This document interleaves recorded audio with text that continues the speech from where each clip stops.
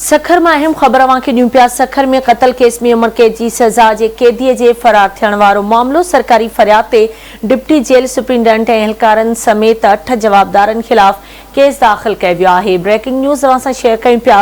सखर में क़त्ल केस में उम्र कैद जी सज़ा जे कैदीअ जे फरार थियण वारो मामलो जंहिंमें सरकारी फरियाद ते डिप्टी जेल सुप्रींटेंडेंट ऐं अहलकारनि समेत 8 जवाबदारनि खिलाफ़ केस दाख़िल कयो वियो आहे।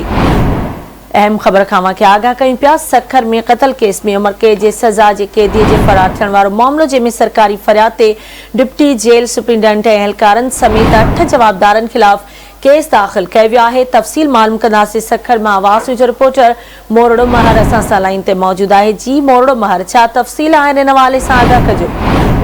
जी बिल्कुल, सखर सेंट्रल जेल में उम्र कैद जो सजायल आफ्ता कैदी फरार थियल कादर बख्श उर्फ बाबू संघड़ वारे फरार थियण जो सरकार जे तरफा पुलिस लाइन जो इंस्पेक्टर आहे उन जे हुसैन बशीर हुसैन शाह उन जे फरियाद ते जेका है 8 अहलकारनि जे खिलाफ केस दाख़िल कयो वियो आहे, जिनमें सखर सेंट्रल जेल जो जो है superintendent deputy superintendent Asif Ali Korai, अहलकार कमरदीन गेट कीपर है मुमताज अली, सखर पुलिस जो अहलकार है इलाही बख्श भुट्टो, रुस्तम अली दायरी, फरार थियल कैदी जो भाव है अख्तर संघड़, बेन के जो है जवाबदार नामजद किया वियो है। फरियादी बशीर हुसैन शाह की तरफा रोडी थाने से दाखिल करायल एफआईआर में मौकूफ अख्तियार किया है। Assistant deputy jail superintendent Asif Ali Korai है जेके बिया सखर पुलिस जा अहलकार है उन्हनि गॾिजी करे मंसूबो जोड़े करे कैदी